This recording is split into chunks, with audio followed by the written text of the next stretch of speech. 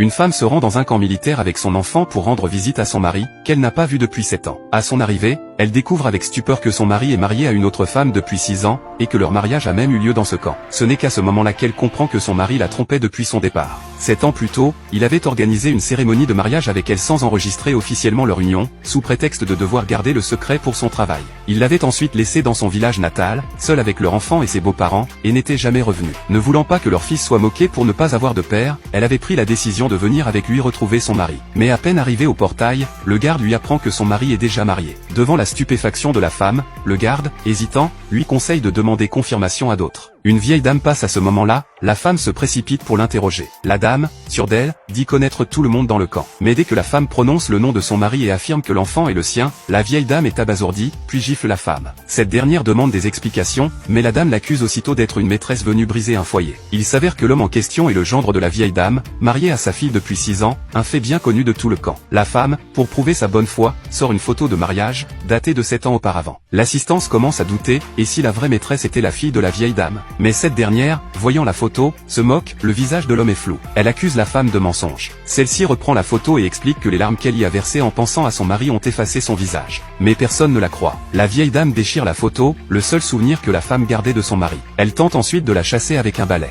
La femme se réfugie dans la loge du garde pour appeler la police, mais la dame coupe la ligne téléphonique.